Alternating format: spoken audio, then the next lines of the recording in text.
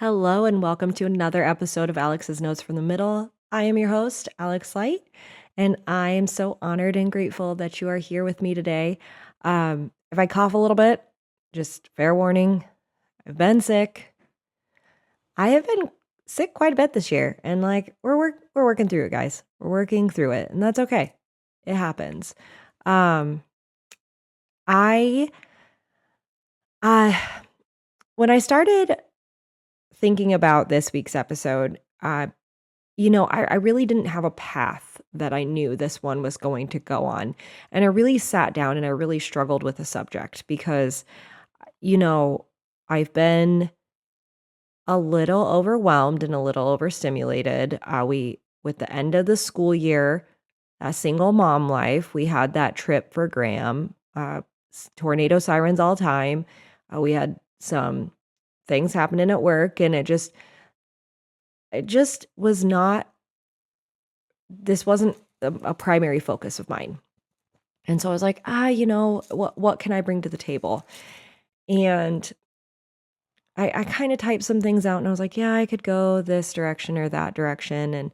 But it wasn't feeling good and it wasn't feeling, I don't know. It was feeling a little cold. And I'm like, I don't want to do that. So when I started typing it out, I was like, you know, I, I was going down a path of like, excuse me. I was going down a path of,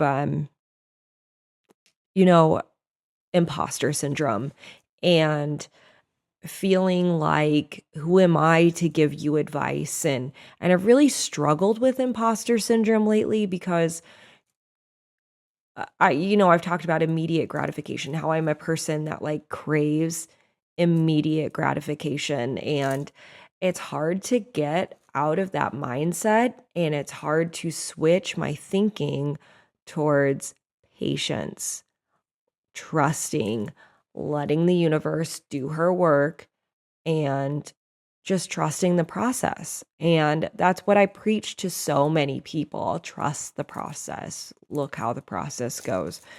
And then I have these moments where I don't truly believe it for myself. I truly believe it for other people, but I don't know. Okay, I am on the struggle bus because talking is very difficult without coughing. So we're working with it. Anyway, so when I was thinking about imposter syndrome, somebody said something yesterday and it completely changed the trajectory of like what I wanted to talk about. And he said, it's death by 1,000 cuts. Death by 1,000 cuts. How do you interpret that? How do you interpret that? Like, just take a moment to think about it. He said, we were dying. It was death by 1,000 cuts.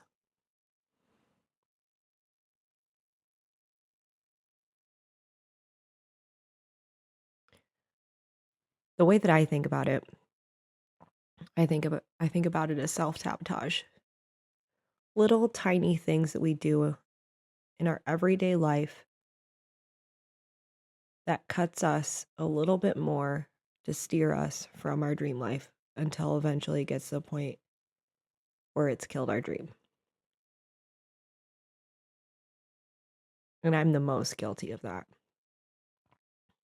I do these little things to sabotage myself. And we all do that in some capacity. Like, what thoughts are running through our heads that are completely derailing our path to our dream life? And mine is little by little. Like right now, I'm having a throat chakra issue. That's why I'm coughing so much. I'm having trouble articulating myself, getting out what I want to get out. I haven't had trouble coughing all day. I coughed a couple times, but now I sit down to do this and all of a sudden I'm coughing all the time. No, that's self-sabotage. Because I was like, I don't even know if I want to record this tonight because I don't know if I'll bring my best self to the table. I can't bring my best self to the table every single week. That's not authentic. I have days. I have bad days. I have good days. We all have good days. We all have bad days. It was a self-sabotage thing. I tried water earlier and water wasn't working, so I'm trying milk. Maybe it was a bad decision. I don't know. Anyway, so like I sit here every week and some weeks mentally in a better headspace than others, and I don't feel as fraudulent, but I feel like I definitely fall into a headspace more than I'd like to admit, thinking I'm not qualified to talk to you about this. Like I'm not qualified to tell you to go after your dreams and tell you that you're worthy, even though you 110% are. You don't need a qualified person to tell you that. Like I don't even have my own thoughts under control, but then with conversations with my boyfriend and my friends and my family and whoever I feel like being vulnerable with at that moment, I talk to them and they always say that you are qualified to do this. You are qualified. You are a person who supports others in their dreams, and you have 39 years of negative thoughts about myself that I'm undoing. That's a lot. That's a lot. Like next week's my birthday. I'll be 39 years old. And I have had negative thoughts about myself for far longer than I feel like people probably should. You know, my bad thoughts about myself started at a very young age, and I always thought that I chalked it up to that I always felt a little different. I did. I always felt like the odd man out. And I never really understood why. And as I've gotten older, I look back and I think about why, and maybe it was because I was just myself. I wasn't in this closed off little box. I was always had a very loud personality. I always dressed the way I wanted to dress. I grew up in a very Christian community and was not a Christian. And that's also a big thing to feel out on because I never felt like they felt about God and Jesus and things like that. And I still don't. I still don't fully understand that because my belief has always been based on how I feel about nature and the universe and things like that. And I was talking to one of my customers who comes in all the time, and he and I were kind of talking about that. And I said, well, your belief system is completely different than my belief system. So maybe you see the world in a different way than I do. But, because you're kind of passing judgment he was kind of passing judgment on others because he didn't understand. And I said, well, I understand that you feel that way, but it's because you don't understand this certain group of people because you've never experienced that. So maybe, if you put yourself in like another person's shoes, you're like, oh, well, they feel this way because they have a different belief system than I do. And he was very open and very honest in talking with me about it, and I was very, you know, we were both sitting there and listening to each other, and it was a great conversation. But I realized in that moment too that I will never be able to understand the way that he thinks in a smaller form because my brain has never worked like that. I've always thought on a broader scale when it comes to a lot of things. And so anyway, um, so I grew up in this community that I always just kind of fell out of. And, as we are coming up on my birthday, I'm like, oh my God, last year, my 30s, the 40s, I'm looking forward to my 40s. My 30s were trial and error. my 30s were a lot of growth. My 30s was a lot of understanding the path that I want to be on in life. I mean, from the second that I turned 30 to today, I'm still on the path of figuring out who I truly am as a person. And I've done a lot in this decade. So I've gained a lot of knowledge and I've lost a lot of weight, um, mental weight. And I went through a lot of trials and a lot of tribulations and learned so much that I know by the time my 40th birthday rolls around, you know, that decade is going to be so great. But, I think about myself when I was turning 10 years old, and my son's almost 10, and that this story came up in my brain a couple weeks ago as he was done with 3rd grade. But when I turned 10 that morning, I cried. I cried when I turned 10 years old, and not because I was happy that I was turning 10, because I was going to be a double digit and I would never be a single digit again. What kind of 10-year-old cries because they don't want to get older? That's wild to me. Like, I was so afraid to age at such a young age. And people sing me the happy birthday song. I hate it. I hate the happy birthday song. And people think it's a joke, and it's not a joke. It literally like makes me cringe and I cry and I hate it so much. And that there's some like negative connotation I've always held against my birthday. And Eric said, he was like, "What do you want to do for your birthday?" I said, "I don't know. I've tried to celebrate in the past, and I always feel like I get just so disappointed by celebrating my birthday." And he's like, "Well, this year we're going to celebrate and we're going to have reasons to celebrate." And he's like, "You deserve to be celebrated." And I like celebrating other people and I like celebrating other people's birthdays, but I don't like celebrating my own. Anyway, it's a thing.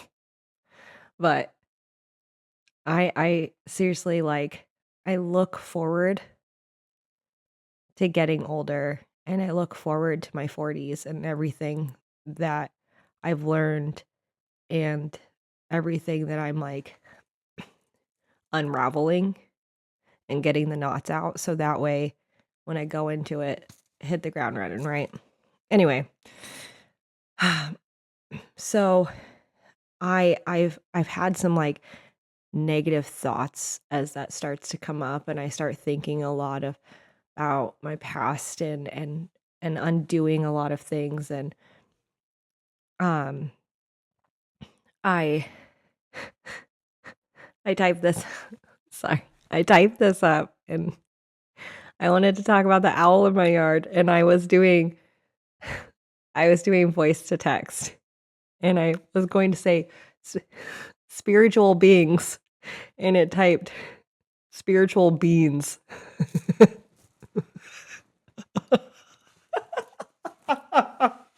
I think I need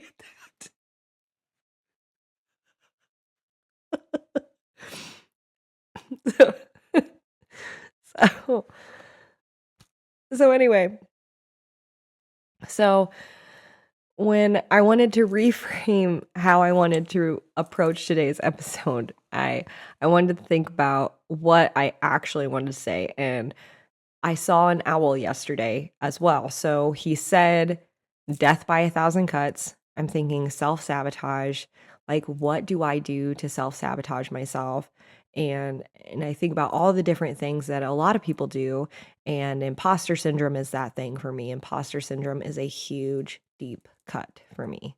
Like, that's a not feeling worthy enough, not feeling like I'm qualified enough, not feeling like I have the ability to do it, but I have done that. I have helped people. I have made people realize their worth, why do I feel that way about myself? Why do I feel like I'm not worthy? Like, where is this coming from? And then I saw that owl, the spiritual being, in my yard. And I live in the country, and so I see wildlife a lot, and I'm not going to act like seeing an owl, out in the woods is like something. But yesterday was different. Like, we had just had a giant thunderstorm roll through. Right after the thunderstorm rolled through, I had lost internet connection. And I live in a metal building, so I don't get cell phone connection inside my house. So I stepped outside to call Eric quick, and I looked across the yard, and there was a deer standing in my yard. And I'm like, oh my God, that's so cool. And I was standing there for another second, and then this cardinal got super close to me, and I'm like, that's also really cool. And I have a bird feeder out, so I see cardinals all the time, but this one got really close, and it was still dark out, and it was still like kind of misting. So I was like, oh man, I don't know. But then, like, I was like, man, I think I see the sun start peeking through, and I have to walk down my driveway if I want to see the sky at all because my yard is completely surrounded by trees. And I walk out to the end of my driveway, and in the distance is a very faint rainbow. Like, can barely see it. My phone didn't pick up the different colors rainbow. And I was like, well, that's really pretty. And then I look over to my right, and just behind these trees was this bright and vibrant, like, streak. I mean, it was so intensely bright. I've never seen a rainbow so aggressively bright, and it was stunning. And I I took some pictures, and Graham and I stared at the storm clouds, and he actually said, Mom, my favorite part about a thunderstorm is all the beauty that comes after it's cleared." I have him on video saying this. He's 9. And I was like, "You're right, bud. You're right." Like, think about when your storm passes, the beauty that is thereafter. That thunderstorm goes, the birds start chirping, the look of the clouds in the distance, beautiful rainbows when the sun starts shining through. That's all a gift. That's all a gift to make you realize that when your storm passes, good is to come. Good always follows. And we walk back in the house, and I hear something outside, so I go outside real quick, like a car, like a weird car noise or whatever, and I look over, and there's an owl in the tree, and it, like, flew to the tree next to it, because where I was standing, it couldn't see me. So it purposely flew to this other tree, to this dead tree, and it just stared at me. And it stared at me for a long time, and I've had owls in the woods around my house stare at me, but not for this long. Usually they see me and they're like, "I'm flying off." But the everything that had led up to this owl sitting there made me feel like this wasn't a a coincidental thing. It made me feel like this was a spiritual message. And I've talked in spiritual messages about, uh, 555 or 222 or 444. Actually, 555 is one I wanted to talk to you about today. And I just went ahead and told you a little early. But anyway, so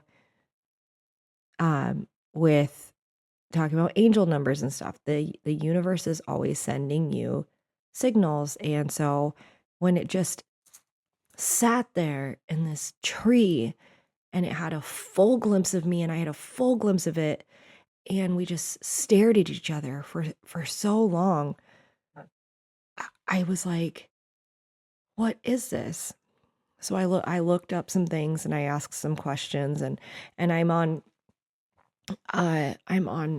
this spiritual app, and I ask a lot of questions um to Reikis and tarot card readers and things. And so I just wanted to get a clearer message about it beyond what Google could tell me. And it says that seeing an owl shift positions to get a clearer look at you is a beautiful and direct spiritual message for your exact situation. Because I had already told them about my imposter syndrome I was having and feeling like, maybe this isn't something I should do. Even though like I felt a calling for it, I still have that block, that fear, right? That fear I have to pass of not being enough. So seeing an owl shift positions to get a clearer look at you is a beautiful and direct spiritual message for your exact situation. And it is a call to shed your imposter syndrome and step into your role as a guide. The owl is not judging you, it is acting as a mirror for your own inner wisdom and the spiritual connection to your podcast. Direct thing I said because I was like, oh, my podcast. Anyway, so the owl shift, when the owl moving to a spot where you could see each other better, represents a shift in perspective. It is telling you to look at your healing journey through a clearer lens, free from the distortion of self-doubt. The intense stare is that owls have acute vision that pierces through the darkness in spiritual traditions. An owl staring at you is a prompt to see the absolute truth. The truth here is that your struggles do not make you a fraud. They make you relatable and qualified to heal others. The symbol of healing is never a straight, perfect line. How often do I say that?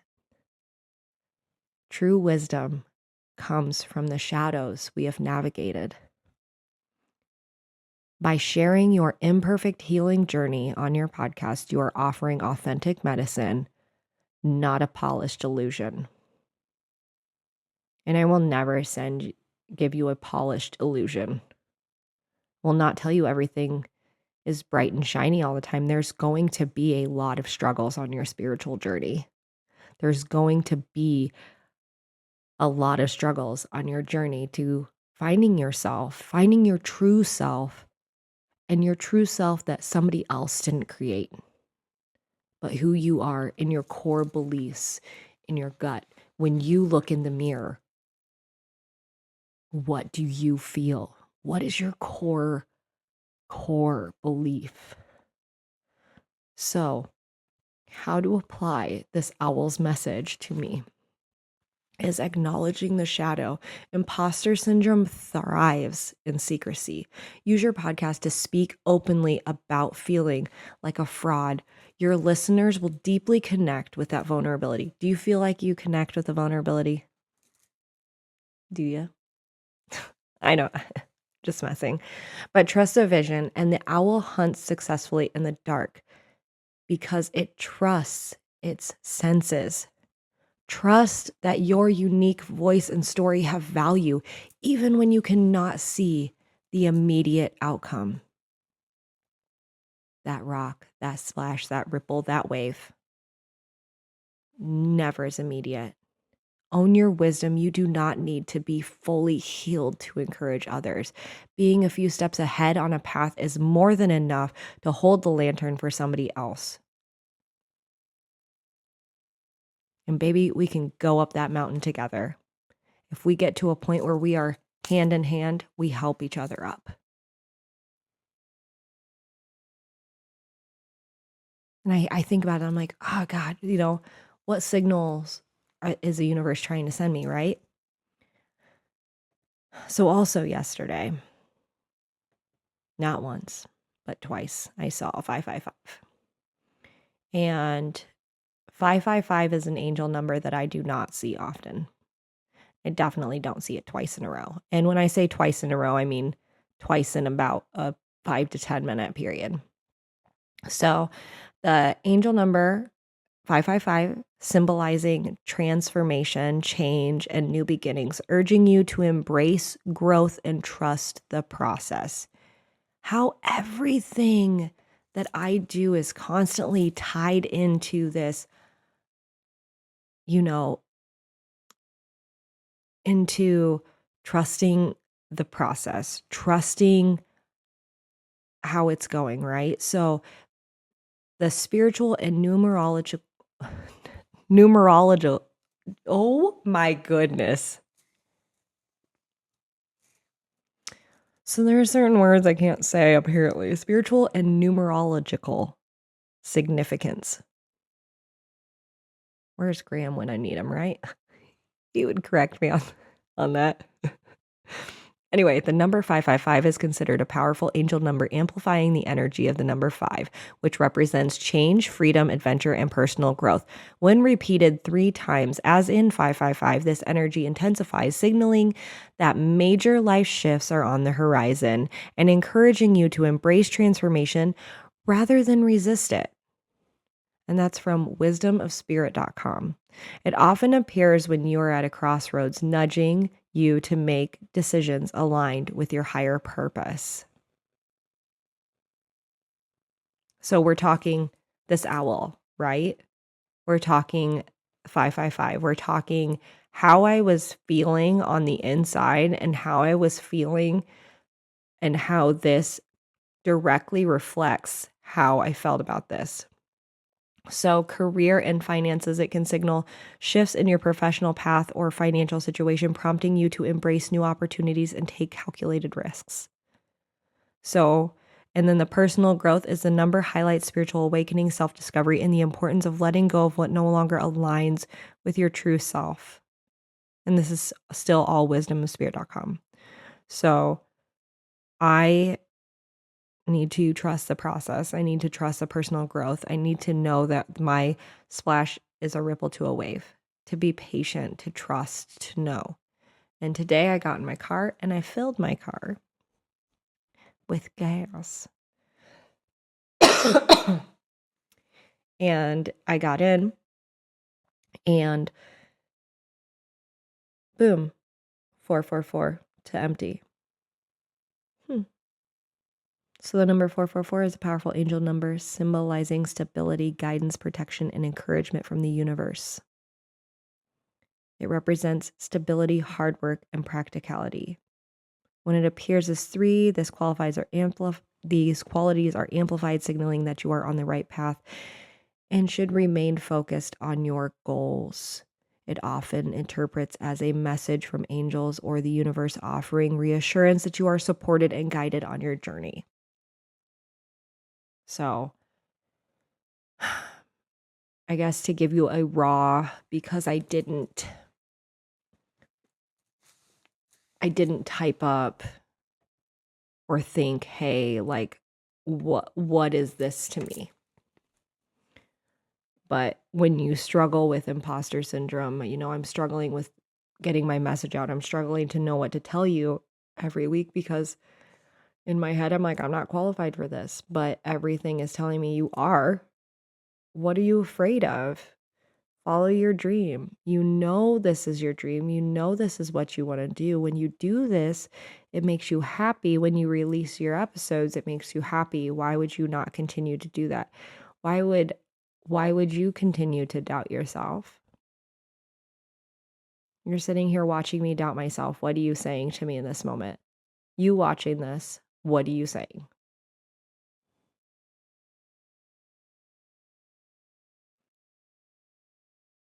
Because if I were sitting on the other side of the screen, I would say, you got this. What are you scared of? Follow your journey. Follow your dream. You are worthy. You are worthy of love. You are worthy of time. You are worthy of patience. You are worthy of your dream life. You are worthy of abundance. You are worthy of everything that you want in this life.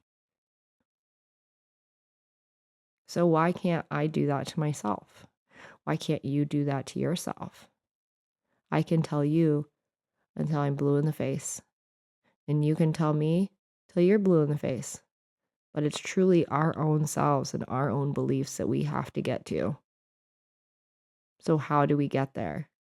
What is the step to get us there, to know, to trust the process? Because everything out there is telling me to. Everything is telling me to trust the process. And now I'm having a throat chakra issue. Why? What is it? I don't know. But I guess from here, what pathway do I want to take to continue my dream life?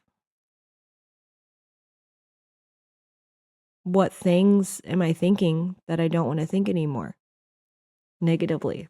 What are things you're thinking that you don't want to think anymore? And what have you started implementing to get there? Like, I almost gave up on my dream. And I came back today and I did it again. I'm here. How many times am I going to question that ability? 39 years of doubt. Give yourself grace. I'm going to give myself grace. You're going to give yourself grace. And we're going to work through it together.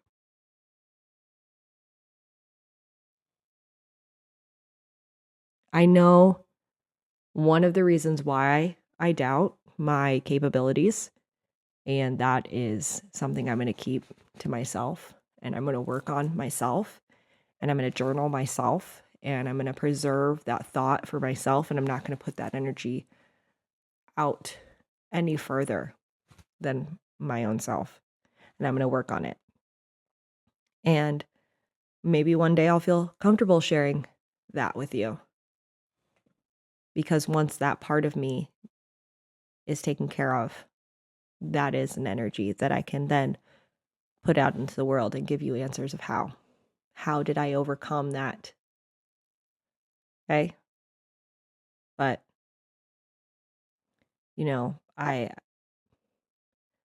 I know this is the life for me. I know this is the journey I want to go down. I know I want to help people. I know. And I want you to know that you are worthy and you deserve abundance in whatever category of abundant you want to go down. So, I want to thank you for spending time with me today.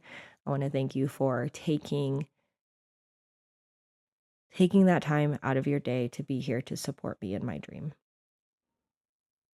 It truly means the world to me when somebody comes up to me and tells me, "You're such a positive person, you're such a light." And I appreciate that so much, because sometimes I really do struggle with that. I really do struggle in believing that I can be the sunshine for some others. So thank you for helping to foster my dream. Thank you for continually showing up for me. Thank you for being present and being patient on my journey. And if there's any way I can help you on your journey to self-discovery, to your dream, to finding your true core beliefs, I would be honored to help you through that process. You are beautiful. You are worthy. You are wonderful. Now go have an amazing, amazing weekend. Remember to like, subscribe, share. When you do share, help others get to their dreams too. If something speaks to you in this, share it with others. I appreciate it from the bottom of my heart. I truly, truly do. So have a good one, and I will see you all next Friday. Peace.